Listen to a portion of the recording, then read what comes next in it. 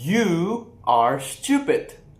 Yes, you, me, my friends, my parents, your parents, everybody's parents, our grandparents, all of us, we are all stupid. Now, ladies and gentlemen, I like to propose a question.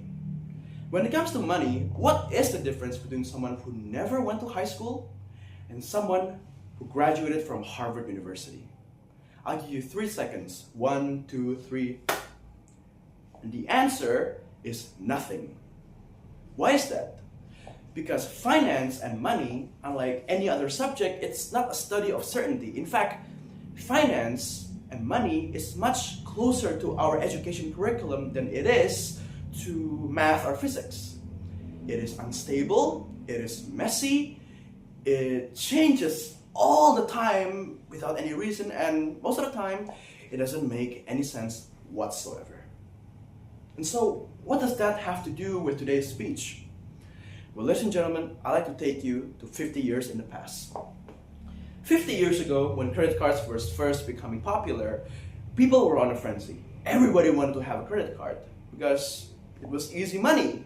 They said they just put their number, put their data, and boom, they got a credit card. And so they used the money. But then, decades later, they fell into a debt trap. They could not pay their debts, and most of them spent the rest of their lives repaying what they owe. Now, moving on to today, looking back in retrospect, what they did was kind of stupid, you might say. For us, it's very obvious. It was very avoidable. Why did they do that? Why?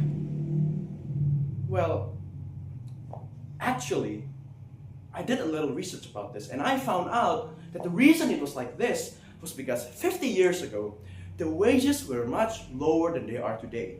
And so they used credit cards to purchase important things. Because people 50 years ago and today are different.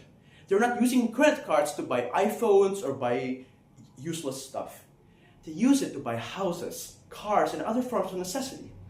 Which is why, at the time, it made a lot of sense and it wasn't stupid. So, moving on to today and the future.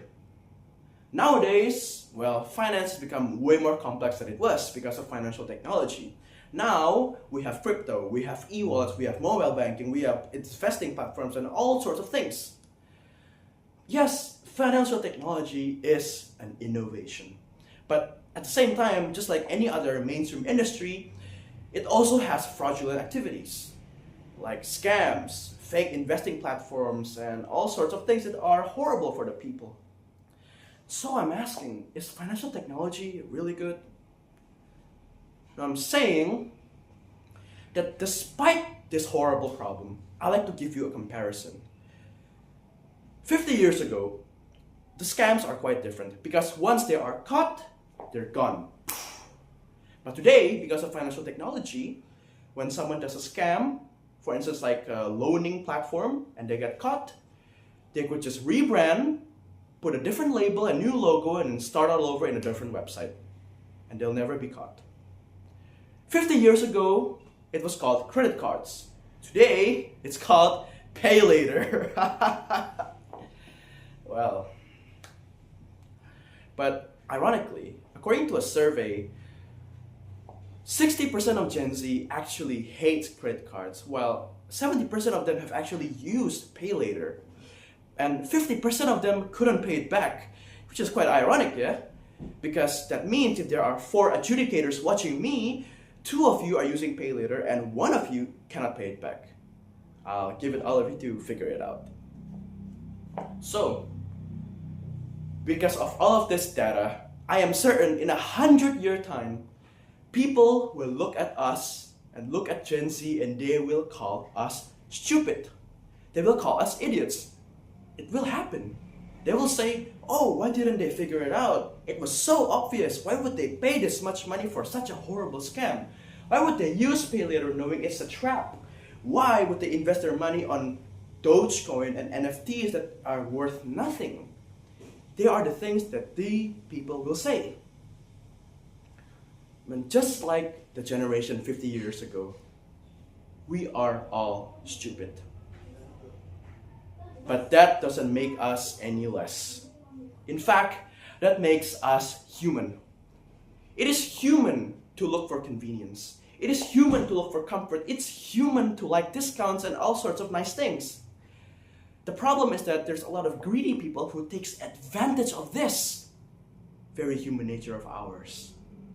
And so, which is why, more than ever, it's become a necessity for us to be smart. Which is why the theme of this competition is to talk smart and pay smart, and to use our voice as youth in the financial era. And so, I'm telling all of you in this speech to do the same, to be smart. But ladies and gentlemen, aside from talking smart and paying smart, the most important thing you can do is to know that you are stupid. And that's as smart as it gets. Thank you.